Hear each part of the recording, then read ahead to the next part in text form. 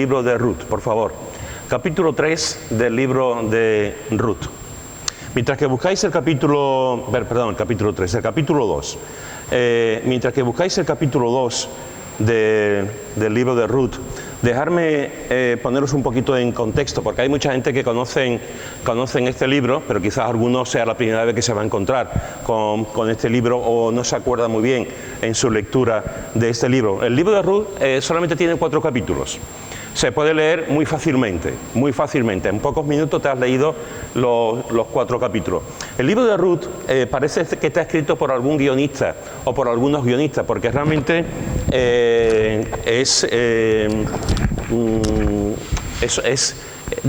nos habla en 4 capítulos de cuatro personas. Hay algunos personajes también, pero son, digamos, de algún tipo, son secundarios. Es una familia que viven en Belén. Hay un momento en esa tierra, en esa situación, que hay una hambruna, que están pasando hambre, y un matrimonio decide irse a un montón de kilómetros, decide irse a buscarse una nueva vida, a buscar trabajo para tener pan. Ese matrimonio está compuesto por un hombre que se llama Elimelech, por su esposa que se llama Noemí, y por 2 hijos, Elón y Quelión. Y se van, dejan su casa, dejan su lugar, dejan su habitáculo y se van a los campos de Moab. En los campos de Moab se llevan varios años, y en esos años sus 2 hijos pues conocen a 2 mujeres moabitas y se casan con ellas. Antes de este suceso, Elimelech ha muerto allí. El hombre, no sabemos exactamente porque la Biblia no lo dice, no pone por qué murió, pero murió allí, y sus 2 hijos se casan y están varios años casados con estas 2 mujeres, y al cabo de los años estas 2 mujeres se quedan viudas, sus maridos también mueren. Así que vemos que por el espacio de un tiempo, Noemí pues resulta que se queda sin su marido, y resulta que se queda también sin sus 2 hijos. Pero no solamente es esto, sino que además estas 2 mujeres, Ruth y Orfa, las que estaban casados con sus 2 hijos, pues se quedan también viudas. Y es interesante porque una de ellas, Orfa, se queda allí, y la otra, Ruth, decide volver con Noemí a Belén. Han pasado los años y Noemí, ya sin su marido, sin sus hijos, decide volver al lugar donde se ha criado, donde ha crecido y donde está su familia. Entonces se va, pero Ruth decide irse con ella.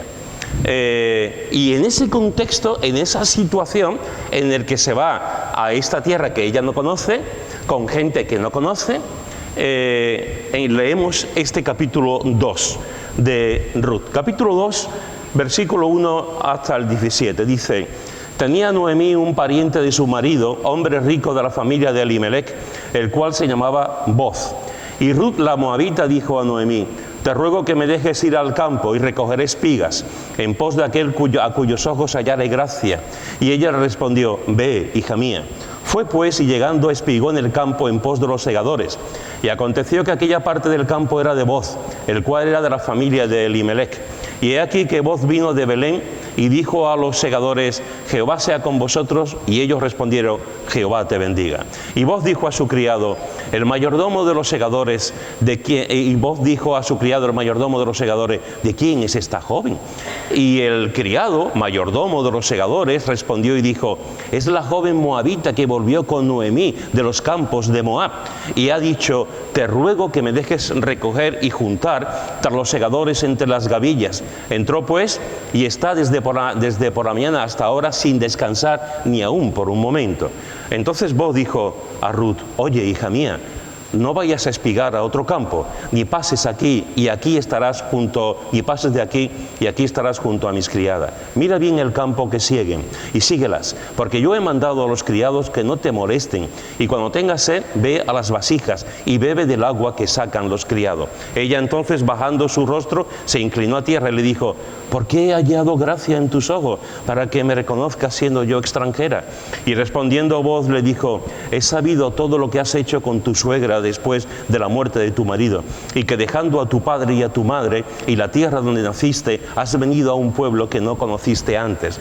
Jehová recompense tu obra y tu remuneración sea cumplida de parte de Jehová, Dios de Israel, bajo cuyas alas has venido a refugiarte.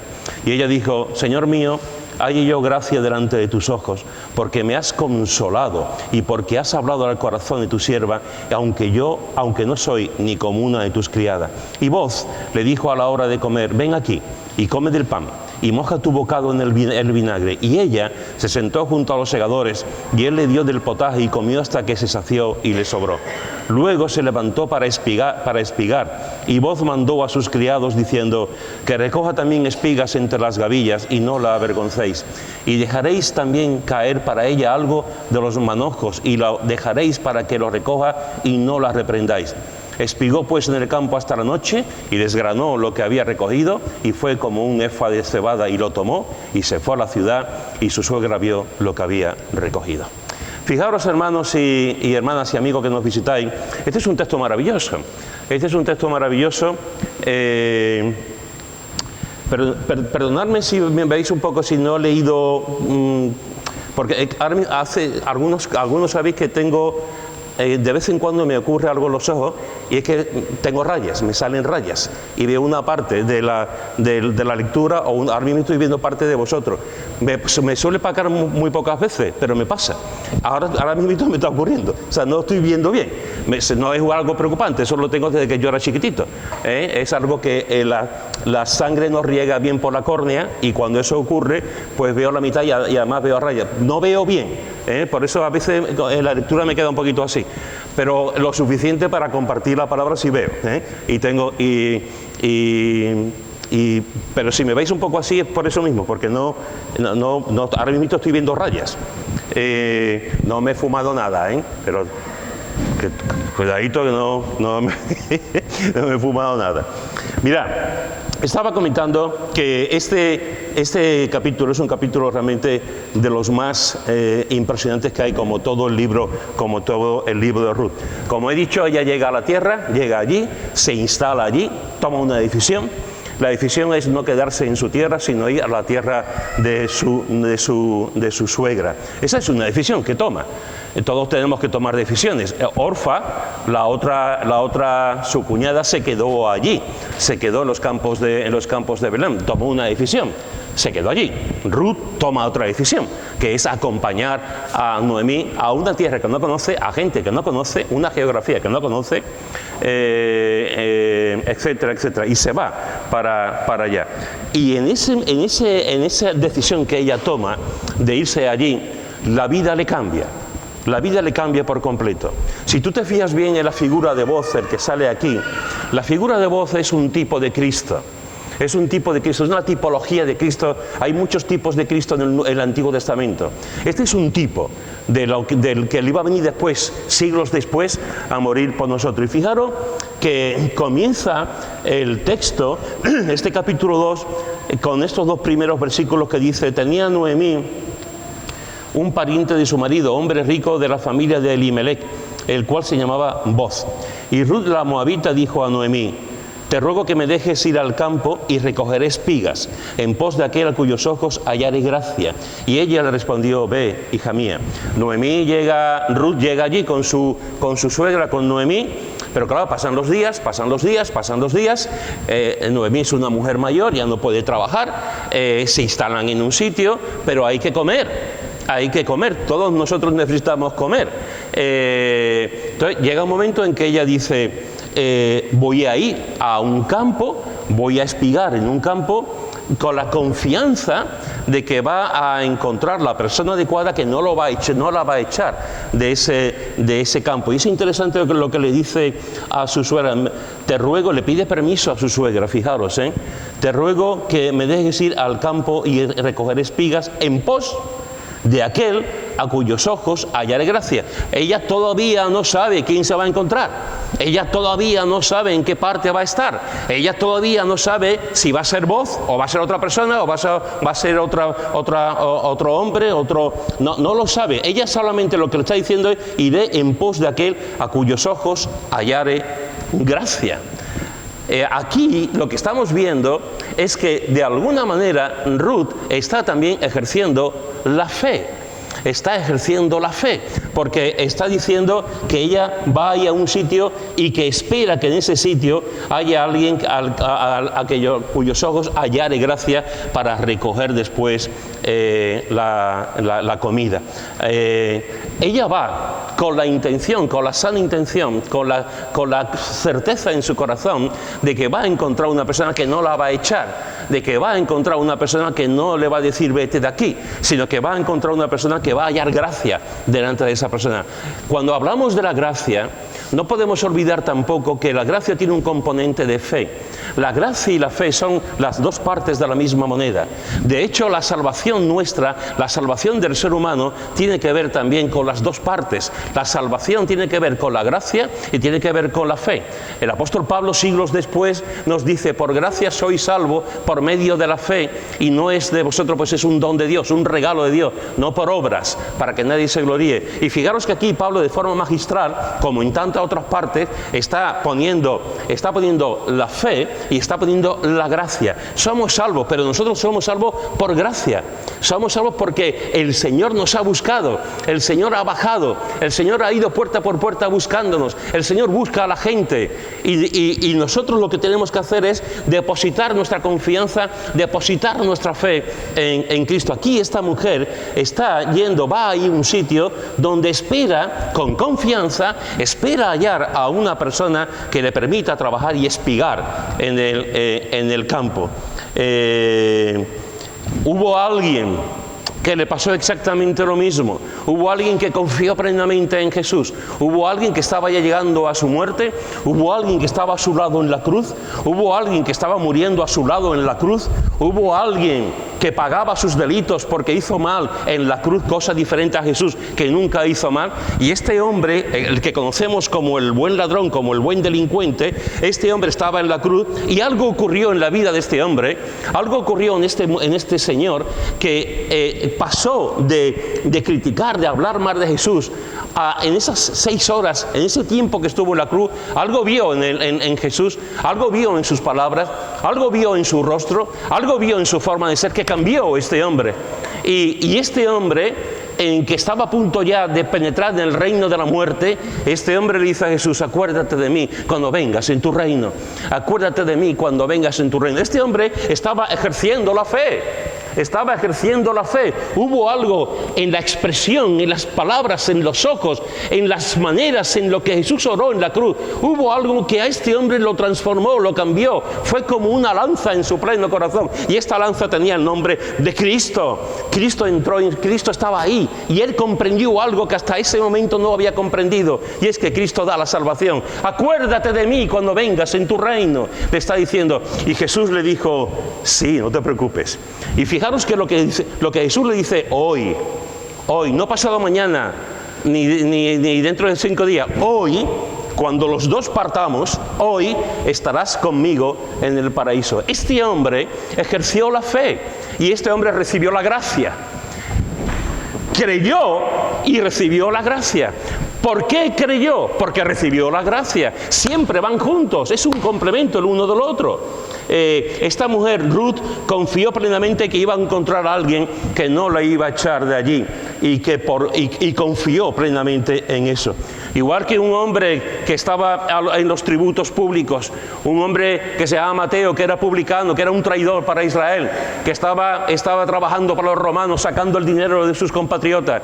Y Jesús pasa un momento por allí, pasa un día por su trabajo, por donde estaba sacando los impuestos de los judíos. Y Jesús le dice: deja todo lo que estás haciendo, Mateo, y sígueme. Y Mateo, que se ganaba el dinero, que ganaba muy bien, que vivía muy bien, mejor que toda la gente que estaba a su alrededor, Mateo dejó el banco de los tributos, dejó su pluma, su cuaderno, dejó todo y se fue tras Jesús. Jesús lo llamó Jesús le dijo, ven conmigo. Mateo halló la gracia, pero Mateo después, él anduvo con Jesús, confió plenamente en Jesús. Cuando nosotros nos acercamos a Jesús, siempre hay ese complemento, la gracia y la fe y la gracia. La gracia es lo que permite que tengamos fe, la gracia es lo que permite que creamos en Jesús, la gracia es lo que permite que miremos al cielo, la gracia es lo que permite que estemos justificados, la gracia es lo que permite que estemos redimidos, la gracia es lo que permite que seamos hijos adoptivos de Dios, la gracia es lo que permite que estemos en la presencia. Pero nosotros, las personas, los hombres, tenemos que depositar esa confianza, esa fe en la gracia de Dios. Como esta mujer estaba confiando en la gracia de este hombre que al final va a ser voz de ese tipo de Cristo, quien le va a extender la gracia. Así que fijaros que dice que ella respondió, ve, hija mía, y después dice el versículo 3, fue pues, y llegando espigó en el campo en pos de los segadores, y aconteció que aquella parte del campo era de Boz, el cual era de la familia de Elimelech. Y he aquí que Boz vino de Belén y dijo a los segadores, Jehová sea con vosotros. Y ellos respondieron, Jehová te bendiga. Y Boz dijo a su criado, el mayordomo de los segadores, ¿de quién es esta joven? Y el criado, mayordomo de los segadores, respondió y dijo, es la joven moabita que volvió con Noemí de los campos de Moab. Y ha dicho, te ruego que me dejes recoger y juntarte a los segadores entre las gavillas. Entró pues y está desde por la mañana hasta ahora sin descansar ni aun por un momento. Entonces Boaz dijo a Ruth, oye, hija mía, no vayas a espigar a otro campo, ni pases de aquí, y aquí estarás junto a mis criadas. Mira bien el campo que siguen y síguelas, porque yo he mandado a los criados que no te molesten, y cuando tengas sed, ve a las vasijas y bebe del agua que sacan los criados. Ella entonces, bajando su trono, se inclinó a tierra y le dijo, ¿por qué he hallado gracia en tus ojos? Para que me reconozcas siendo yo extranjera. Y aquí encontramos un segundo paso, Charito, ¿puedes ponerte un poquito más cerca? Fijaros que aquí encontramos otro segundo paso de lo que tiene que ver con la gracia.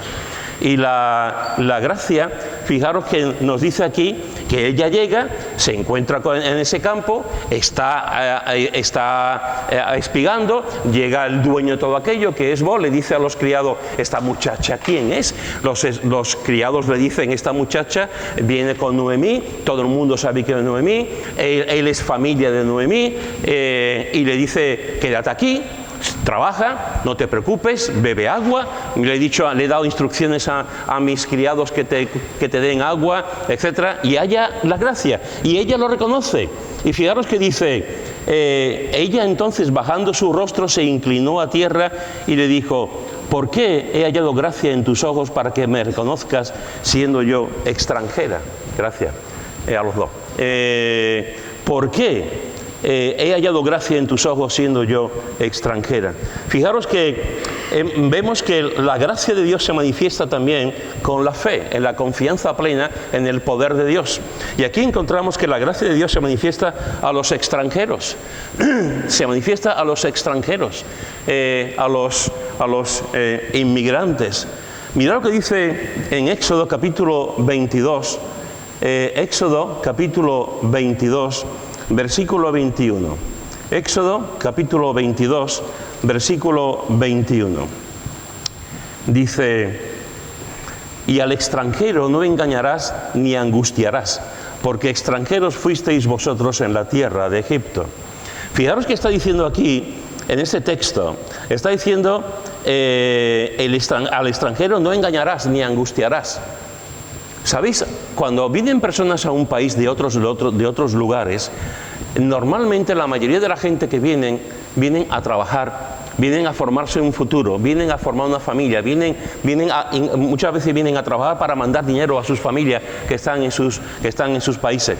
Pero muchas veces la gente se aprovechan de ellos. Hay personas que les pagan lo mínimo. Hay empresarios que pagan a otros más que a los extranjeros. A veces se encuentran con los trabajos más duros que nadie quiere. Y es interesante que aquí nos dice la Escritura, al extranjero no engañarás, ni angustiarás. porque hay muchas formas de engañar y de angustiar.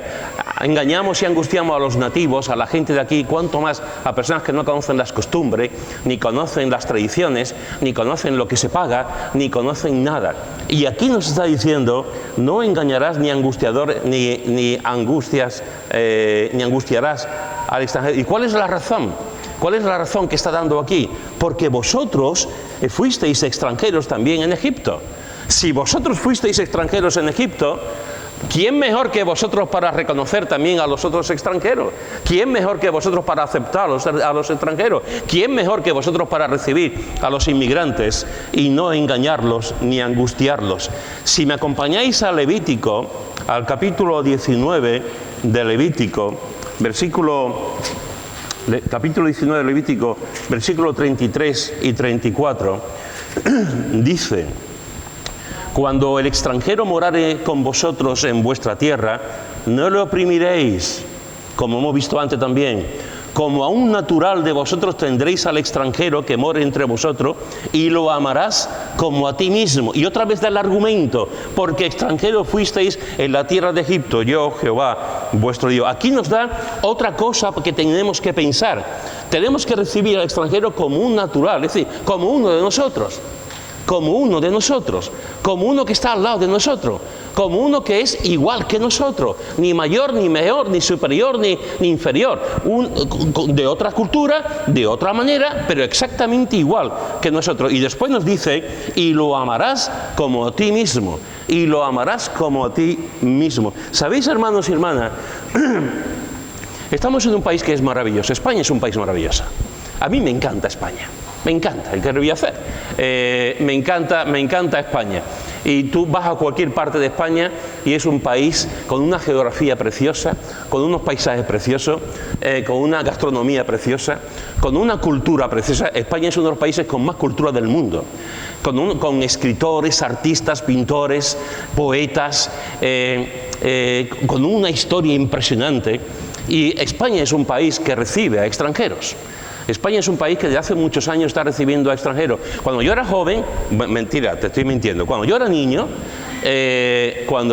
mi hermano Manolo se fue a Alemania, no aguantó nada más que 2 meses, se fue a Alemania para trabajar, porque aquí no había trabajo. Mi suegro se fue a Holanda, y ese sí aguantó más, estuvo varios años trabajando en Holanda, porque aquí no había trabajo. Yo recuerdo los años 60, principios de los 70, donde había muchísima gente que se iban a otros países, y de Andalucía se iban mucho, y no solamente se iban a otros países, se iban a Cataluña también, y se iban al País Vasco también, y se iban a sitios a ganarse la vida.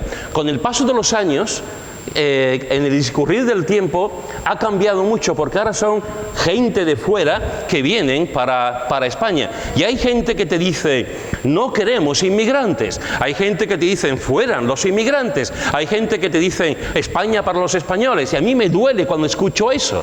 Yo no quiero que en España haya delincuentes. Yo no quiero que en España haya personas que vienen a delinquir y a robar. Eso no lo quiero. Pero la mayoría de los inmigrantes, la mayoría de la gente que viene, son gente sincera, gente que vienen a buscarse la vida, gente que vienen a trabajar, gente que vienen a formarse un presente y un futuro, porque en su país tristemente no lo encuentra. Y la iglesia tiene que ser un lugar de encuentro. La iglesia tiene que ser un lugar de aceptación. La iglesia tiene que ser un lugar donde podamos amar a los inmigrantes, recibirlos como hermanos en la fe o como amigos si no son creyentes, y estar en lo mejor que podamos estar con ellos. ¿Sabéis, hermanos y hermanas, cuántos extranjeros hay aquí, por favor? ¿Cuántos inmigrantes hay aquí? 1, 2, 3, 4, 5, 6, 7, 8. Y otros domingos hay más. 8 inmigrantes. Y la iglesia, y no solamente la iglesia, sino como creyentes, como familias, como hombres y mujeres, tenemos que darle la mano. Tenemos que ponernos en su piel, en su zapato.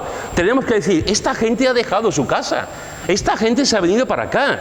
Esta gente tiene una tragedia solamente por abandonar su país. Ya es una tragedia. Y muchas veces dejan incluso a sus hijos allí. Y a veces se encuentran con, no voy a decir con el desprecio, pero se encuentran con la dureza, se encuentran con la gente que no los quieren o le dan lo peor que puedan tener. Como creyentes, hermanos y hermanas, tenemos que amar a los inmigrantes, tenemos que amar a los extranjeros, tenemos que estar con los extranjeros y por lo menos que vean de nosotros una aceptación. Te recuerdo una cosa que sé que tú la sabes. Abraham fue un inmigrante. Abraham se fue a un sitio, hoy en día todo el mundo habla de Abraham, pero se nos olvida que Abraham fue el primer gran inmigrante. Y además te dice otra cosa que tú lo sabes perfectamente. Nuestro Jesús, el Jesús al que adoramos, al que amamos, al que nos ha salvado, al que nos ha rescatado, este Jesús nuestro fue inmigrante. Dejó las calles del cielo, dejó la gloria que estuvo con su Padre, se despojó a sí mismo y vino a esta tierra como inmigrante. No presentó DNI, no presentó pasaporte, se presentó en forma de bebé y nació en forma de bebé y fue a morir en la cruz por nosotros, siendo realmente el primer inmigrante. Hermanos y hermanas, que Dios nos ayude, que Dios nos dé la sabiduría y el amor para tratar a los inmigrantes como deben ser tratados. Tenemos que orar por ellos, que oremos por los extranjeros, a los hermanos que están aquí, que vienen cada domingo, que no sabemos sus historias, que no sabemos cómo están, que a veces le damos un abrazo, una mano, si es que hola, y a veces se encuentran como descolocados, que no saben dónde están. Salúdalos. Dile, ¿qué puedo hacer por ti? A lo mejor no te puedo dar trabajo, lo más normal que nadie de aquí le podamos dar trabajo, ni podamos hacer nada, pero podemos decirle, dame tu nombre para orar por ti, dame tu nombre, cuáles son tus necesidades para orar por ti. Y quizás podamos decirle, ¿quieres venir tal día a casa a tomar un cafelito? Hacer amigos, extender la gracia también con ellos. Ora por los inmigrantes, ora por los extranjeros, cuídalos, cuidemos a los que tenemos. Cuidemos a la gente que viene a la iglesia, porque no somos conscientes del paso que han dado, no somos conscientes de dónde están, no somos conscientes de lo que está pasando en sus vidas, y tenemos que estar con ellos, y tenemos que cuidarlos y tenemos que amarlos también y estar a su lado. Hermanos, la gracia de Dios se manifestó en la vida de Ruth, y ella misma está diciendo, yo soy una extranjera. Yo soy una extranjera, y encontró como delante de Booz, siendo una extranjera, encontró la gracia. El Señor Jesús fue a la cruz a morir por nosotros. El Señor Jesús, el inmigrante celestial, vino a esta tierra a morir por nosotros. No olvides tampoco una verdad bíblica, y esa verdad es que tú también eres un extranjero. Alguno podrá decir, yo soy español, muy bien. Otro podrá decir, yo soy de tal, muy bien. Pero por mucho que seamos españoles, por mucho que seamos canadienses, por mucho que seamos australianos, por mucho que seamos franceses, los creyentes, esta no es nuestra tierra. Somos extranjeros, y además dice advenedizo sobre esta tierra. Estamos esperando nuestra patria, estamos esperando nuestro lugar, estamos esperando el sitio que vamos a estar por la eternidad. Aquí tú y yo estamos de paso, los nativos de aquí y los hermanos, los amigos que vienen de fuera, todos estamos de paso, estamos esperando nuestra patria celestial, nuestra auténtica patria celestial. Así que fijaros, hermanos y hermanas, que por una parte Ruth fue una mujer que halló gracia delante de Booz, y confiando en que iba a hallar la persona adecuada. Por otra parte vemos que la gracia de Dios se manifestó a Booz como extranjera, y ella lo dice, y la gracia de Dios se manifiesta a los extranjeros y a los inmigrantes. Pero no solamente reconoce a una extranjera a Booz, sino que la gracia de Booz también reconoció quién era, y era una moabita. Mirad lo que dice el versículo 11. Y respondiendo a Booz le dijo, he sabido todo lo que has hecho con tu suegra después de la muerte de tu marido, y que dejando a tu padre y a tu madre y la tierra donde naciste, has venido a un pueblo que no conociste antes. Jehová recompense tu obra y tu remuneración sea cumplida de parte de Jehová, Dios de Israel, bajo cuyas alas has venido a refugiarte. Y ella dijo, Señor mío, halle yo gracia delante de tus ojos, porque me has consolado y porque has hablado al corazón de tu sierva, aunque no soy ni como una de ellas. Fijaros que aquí encontramos también cómo en toda esta situación no solamente haya gracia como extranjera, sino que también haya gracia como moabita. ¿Sabéis, hermanos y hermanas? Moab fue uno de los hijos de Lot, fruto de un incesto con su padre en el momento en que Lot estaba borracho. Entre los moabitas y los israelitas se llevaban a pelear. Había muchas enemistades, muchas guerras entre ellos. Los moabitas siempre fueron un pueblo que trajo muchas dificultades a los israelitas, a los judíos. Y sin embargo aquí, sabiendo él que era moabita, sabiendo él que había tenido, que históricamente su pueblo tenía muchos enfrentamientos con los moabitas, sabiendo él todo eso, le extendió la gracia, le dio la gracia, le permitió que estuviese en su campo también recogiendo los alimentos. Dios eso es lo que hace. Dios da la gracia a los extranjeros, Dios da la gracia a los moabitas, a nuestros enemigos, a la gente que tenemos. Dios nos da la gracia también para estar con ellos. Recuerdo un episodio que todos vosotros recordaréis, aquellos que amáis el Antiguo Testamento, todos vosotros recordaréis cómo el Señor le dice un día a un profeta, a Jonás, le dice: Jonás, vete a la tierra de los asirios, vete a Nínive, a los gentiles, a los enemigos, a los que han atacado a Israel, a los que han invadido Israel, a los que culturalmente siempre ha habido y militarmente siempre ha habido enemistades y peleas y lucha. Jonás, coge un barco y vete a Nínive y predica allí, predica el arrepentimiento. Y todo, para resumir la historia, sabemos cómo Jonás llega allí y predica, y la multitud, la gente que estaba comenzando por su rey, se arrepintieron y creyeron en Dios por la predicación, la profecía, la enseñanza de Jonás. ¿Por qué? Porque Dios tuvo misericordia de Nínive. Dios tuvo misericordia de aquel pueblo que estaba peleando, aquel pueblo gentil. Ni siquiera Jonás tenía misericordia de ellos, ni siquiera Jonás quería ir a predicar allí, pero Dios, que es el Dios de la gracia, le dijo: ve y predica a esta gente, que no son judíos, que no son israelitas. Como estaba llamado a Israel a predicar el Evangelio, a predicar a todo el mundo, y se quedaron en su tierra sin predicar a nadie. Pero para Dios eso no es un problema, no es imposible. Dios hizo que el Evangelio siguiera adelante, Dios hizo que a Jonás se levantara y fuera a Nínive a predicar también la gracia, y la gente se arrepintió. Y siglos después, otro pueblo que estaba también siempre en lucha, en enfrentamientos con los israelitas, como eran los samaritanos, siglos después Jesús se encuentra con una mujer en un pozo para beber, y Jesús extiende la gracia ante esta mujer samaritana. Los samaritanos y los judíos no se tragaban. Los asirios y los judíos no se tragaban, los moabitas y los judíos no se tragaban, pero el Señor actuó con gracia.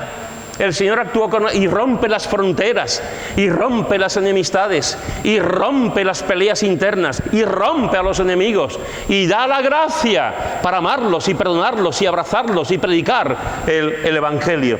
Aquí encontramos cómo la mujer samaritana halló la gracia de Jesús, y no solamente ella, sino que a través de ella llegó a su poblado, llegó a su sitio de nacimiento con toda la gente que había allí. Y el Evangelio fue predicado, y Jesús estuvo allí 2 días compartiendo la palabra, y hubo un avivamiento, un crecimiento. La gente se convirtió en aquel poblado, en aquella sitio donde vivía la samaritana. Eso es lo que hace la gracia. La gracia rompe fronteras, y la gracia a tu enemigo lo hace amigo. La gracia es lo que hace siempre.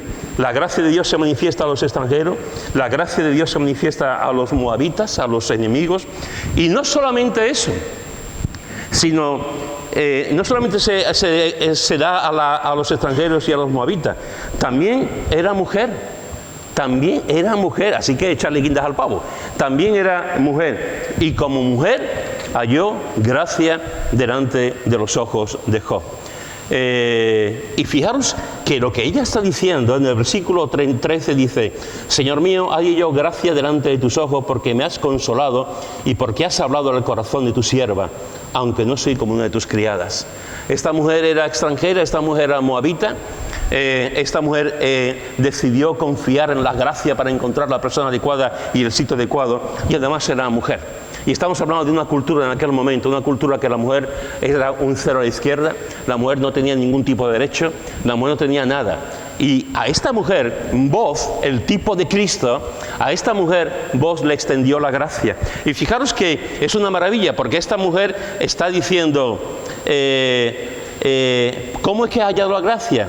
He hallado la gracia ante tus ojos porque me has consolado, primer motivo, porque has hablado al corazón de tu sierva, segundo motivo, y porque no soy como una de tus criadas, tercer motivo. Es decir, cuando Boaz extiende la gracia, ella reconoce la gracia de él en ella, de tres maneras. Me has consolado, has hablado al corazón de tu sierva. ¡Wow!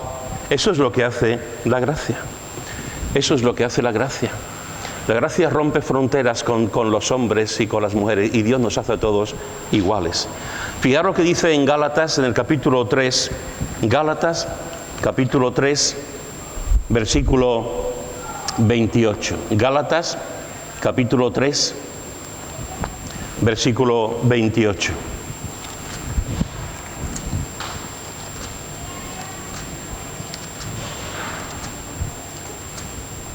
Dice, bueno, versículo 23 al 28. Pero antes que viniese la fe, estábamos confinados bajo la ley, encerrados por aquella fe que iba a ser revelada. De manera que la ley ha sido nuestro ayo para llevarnos a Cristo, a fin de que fuésemos justificados por la fe. Pero venida la fe, ya no estamos bajo ayo, pues todos sois hijos de Dios por la fe en Cristo Jesús, porque todos los que habéis sido bautizados en Cristo, de Cristo estáis vestidos.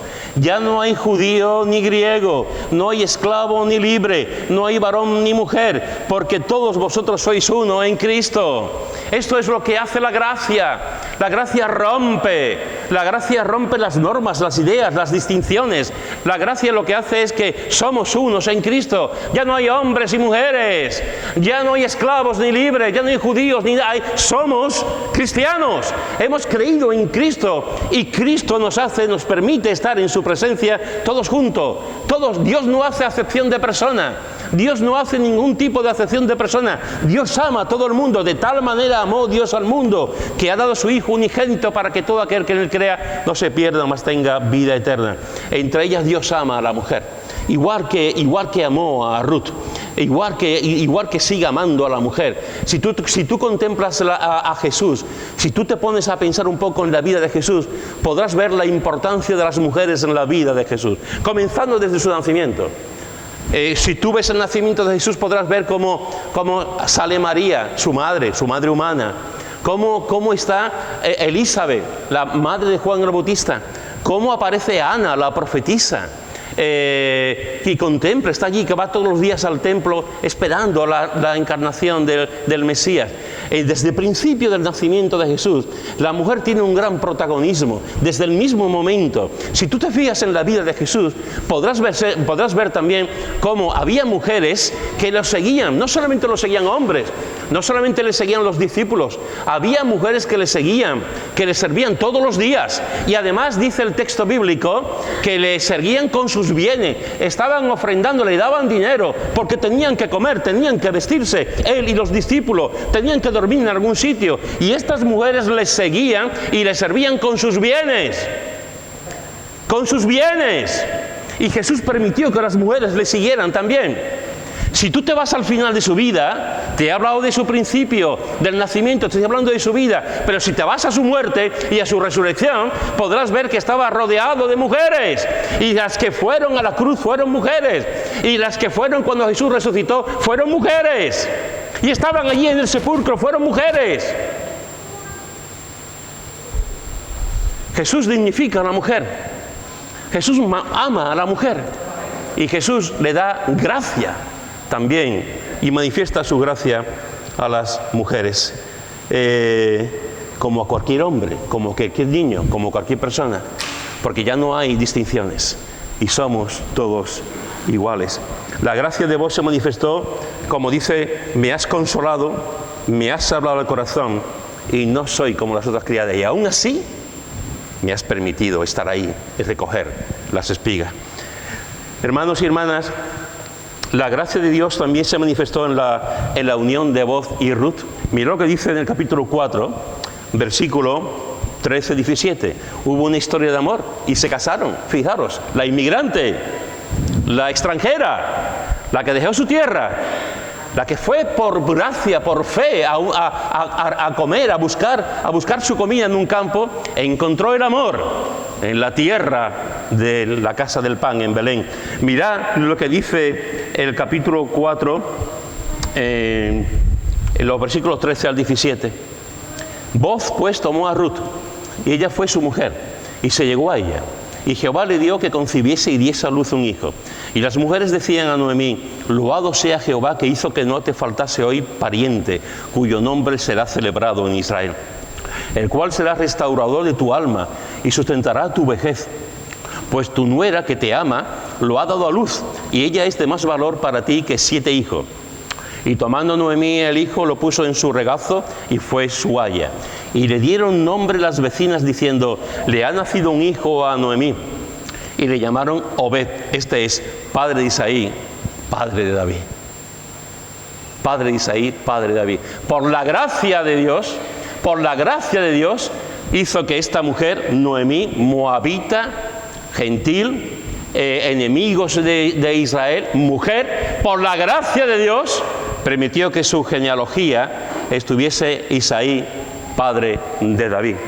Y si me acompañas a Mateo capítulo 5, versículo 6, Mateo capítulo 1, versículos 5 y 6, dice, Mateo capítulo 1, versículo 5 y 6, dice: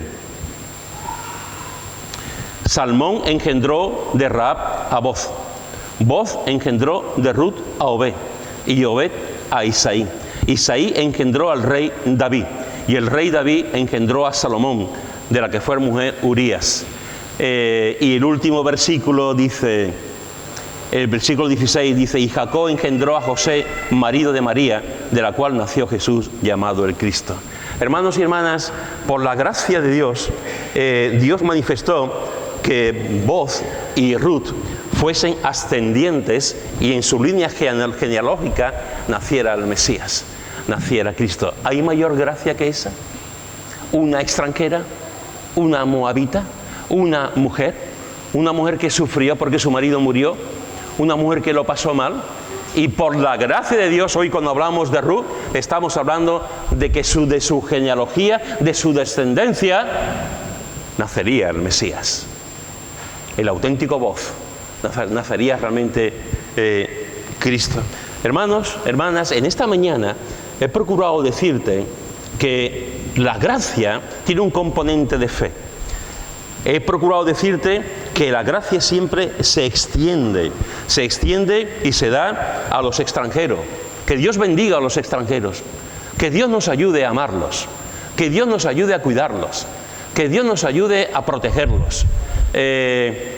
Y que vosotros, los extranjeros, los inmigrantes, hagáis de España vuestro país, hagáis de España vuestro lugar, que queráis, que améis también a España, que seáis uno de los nuestros en todos los sentidos, y aquellos que realmente podamos estar con ellos y podamos ayudarles.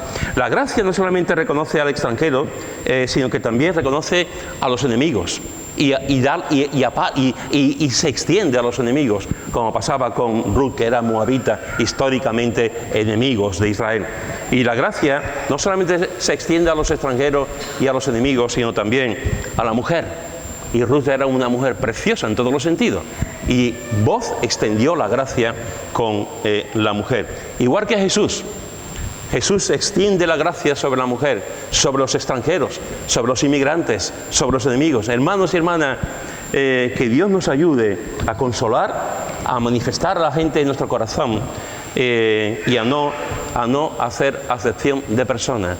A no hacer acepción de personas. Cuando tú veas a alguien en la iglesia que no conoces, acércate. Cuando tú veas a alguna persona, acércate, porque nunca sabemos sus historias y nunca sabemos si podemos ayudarlo o no. Y la gracia de Dios hizo que hubiese una boda entre el empleador y la empleada, entre el dueño y la sierva, entre Boz y Ruth. Hubo una boda que los equilibró.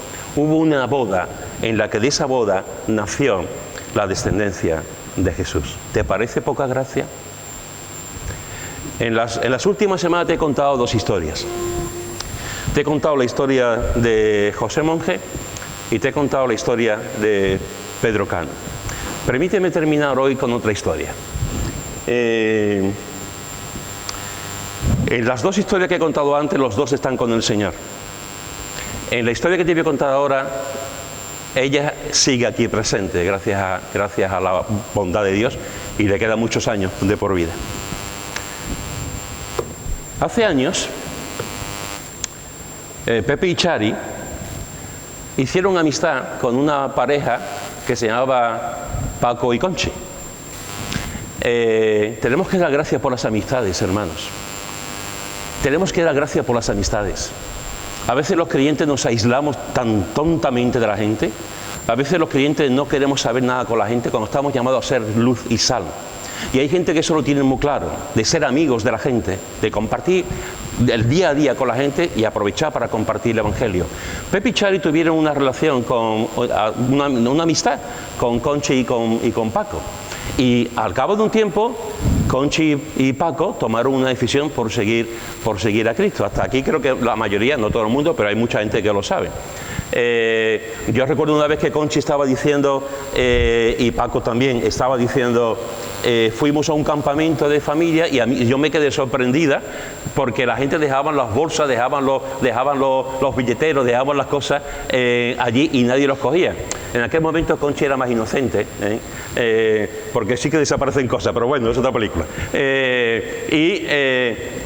Ella aceptó a Cristo, creyó en Cristo, su marido también, y empezaron a venir a la iglesia y yo tuve el privilegio también de bautizarlas. Al cabo el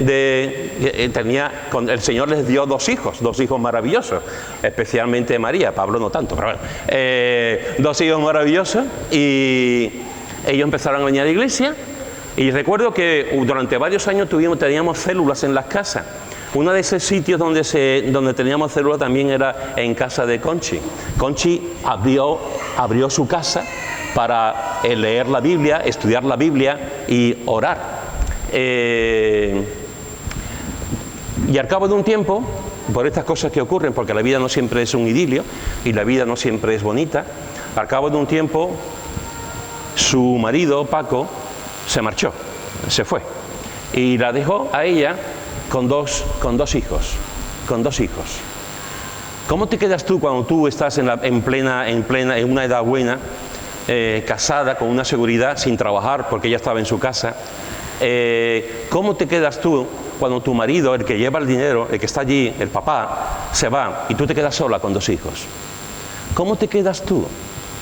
En aquel momento, yo recuerdo, en las conversaciones con Conchi, recuerdo mucho, recuerdo cómo estaba, en muchos sentidos estaba bloqueada, y es normal, pero Dios le dio la gracia. Dios le dio la gracia. Ella se sacó su carnet su carnet de conducir, cosa que era impensable. Se sacó su carnet de conducir. Yo no he sacado mi carnet de conducir, lo sacó ella, fíjate. Se sacó su carnet de conducir, se compró un coche y el Señor en su gracia le permitió encontrar un trabajo del cual sigue trabajando, por la gracia de Dios. Una vida rota, una familia rota, con dos hijos relativamente pequeños, y Dios le dio la gracia de un nuevo comienzo, hasta hoy. Ha sido diaconisa durante muchísimos años en la iglesia, sigue siendo responsable del grupo de mujeres, una mujer confiable, una mujer tierna, dulce, con convicciones, aunque nunca grita, siempre está ahí. Y Dios le dio la gracia para educar a sus hijos, la gracia para encontrar un trabajo, la gracia para un nuevo comienzo. Como Ruth, la gracia para un nuevo comienzo. Eso es lo que hace la gracia. Eso es lo que hace el amor de Dios. Eso es lo que hace la bondad del Señor, que nos da nuevos comienzos. Y cuando parece que soy un moabita, un enemigo, una mujer, cuando parece que no pasa nada, que estoy muerto de hambre, el Señor abre sus campos llenos de gracia y nos permite que nosotros, extranjeros y miserables, estemos en esos campos de gracia comiendo y bebiendo y hablando el Señor en nuestros corazones. Hermanos y hermanas, que Dios nos ayude, en todos los sentidos, a extender la gracia a aquellos que la necesitan. Porque Dios es el Dios de la gracia. Amén. Amén.